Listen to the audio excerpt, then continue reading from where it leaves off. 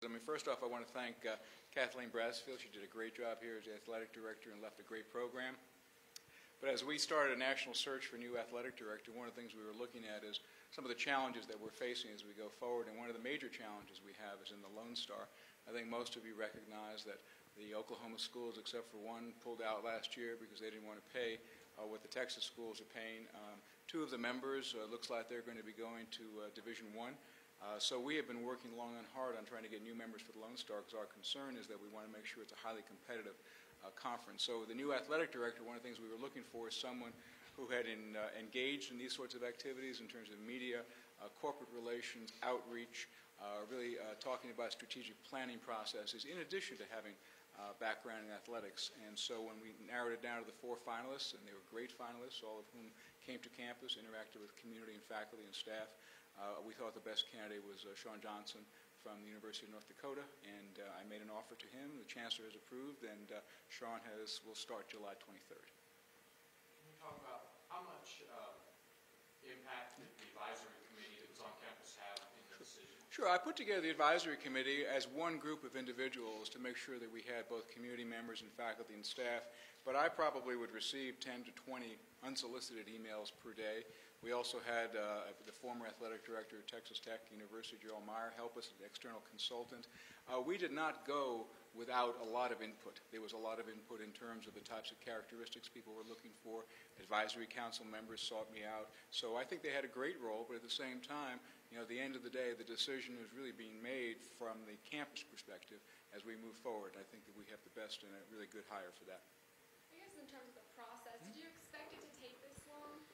Yes, I do, actually. I mean, we're a public university. I don't think the word agility ever comes into the word public at university. It's not just for ASU. But, we started the process a while back. You also want to make sure that you get the right person. And I'm not going to try to point out things, with some of the athletic scandals that have been going on. But we wanted to make sure that whoever, came out and popped to the top was clean. And so we have been doing a lot of good due diligence on all of the candidates, certainly. But that was one of the reasons why there was a little bit, perhaps more of a delay, because we just want to make sure that we have a great program. I'm proud of our program, and we want to make sure that it goes forward that way. What was a quality that Mr. Johnson exhibited that put him over the top of the other? Well, as I said, what we were looking for is obviously someone who has more than just familiarity, but an intense familiarity with athletics, and certainly he had that. And also the ability to interact with constituents, potential donors, corporate sponsors.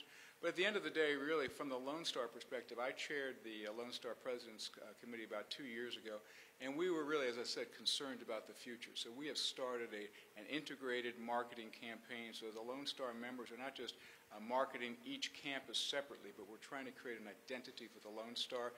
The example being when we play in September against Valdosta as part of a 4-game program at the Dallas Cowboys Stadium. So I was looking for someone who could really carry that message on behalf of the university, who really had a familiarity and a deep familiarity with what it takes to move us outwardly and be much more visible from that perspective. Were there any concerns that you had to kind of get over with Sean Johnson being the candidate? No, as I said, I mean, went through, we started with 70-some-odd candidates, went down to 4. I interviewed all 4 of them, took each of them out to dinner, as I do with any of my direct hires. I thought all 4 of them would have been superb, or any of the 4 would have been superb. What it really came down to, as I said, as we think about the future 2, 3, 4, 5 years of the athletics program here, what really is the one thing that right now we're looking for, and as I said, is that external presence, that ability to interact with that integrated campaign with our other colleagues, but also move us to be much more prominent on a national, or certainly statewide, but ideally a national level. And that's really what he brought out, or brings, I should say. Seems like tradition is really important to ASU. Sure. How do you expect Johnson to carry on the tradition of ASU athletics? Well, I think one of the reasons he was attracted, I mean, we have to look at it the other way, too. I mean, just because you have a job opening doesn't mean anyone's going to apply. And I think, and I know that he had been here, as you know, for a period of 2 years. He was familiar with the campus, although the university of 15 years ago was not the university it is now. We are much more dynamic, I believe, much larger, much more progressive, and we have a lot more going for us.